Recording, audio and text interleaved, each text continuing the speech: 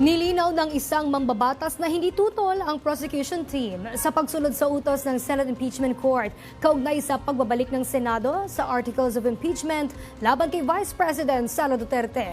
Alamin natin ang mga detalye mula kay Earl Tobias. Nilinaw ni House Impeachment Prosecutor Isabel Zamora na ang inadapt ng plenaryo ng Kamara kagabi na motion for clarification kung bakit ibinalik ng Senado ang Articles of Impeachment laban kay VP Sara Duterte ay hindi nangangahulugang tutol ang prosecution team na sumunod sa utos ng Senate Impeachment Court. Paraan lang daw ito para formal na ilatag ang ilang kwestiyon ng prosekusyon. Isa raw dyan ay paanong ibinalik ang impeachment articles pero naipasamo naman si Vice President Sara Duterte. So it does not make any sense that they will return the articles of impeachment. Ano po yung i-attach nila sa summons? Siyempre, kailangan nilang isama yung articles doon sa summons kasi yun po yung sasagutin ng ating Vice President. Kasama rin daw sa tanong ng prosekusyon. We are actually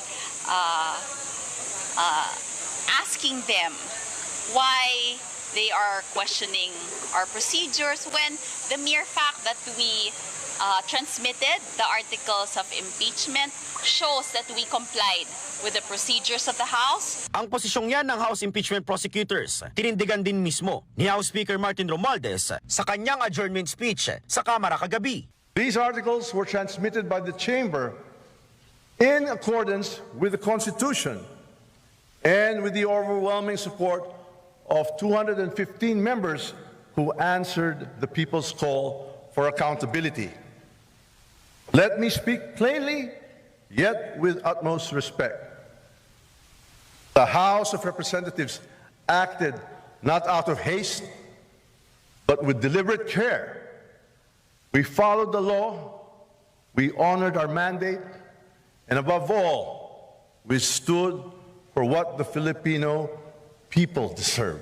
Pagbibigay diin naman mismo ni Speaker Romualdez, susundin nila ang requirements ng Senate Impeachment Court sa alang-alang ng pag-usad ng trial. Kinumpirma rin ni Prosecutor Zamora na ipinaasikaso na nila sa Office of the House Secretary General ang mga hinihinging sertipikasyon ng Senado at ipapasa nila yan sa oras na masagot na ang kanilang motion for clarification. Para sa totoong balita sa Bagong Pilipinas, Earl Tobias, Congress News.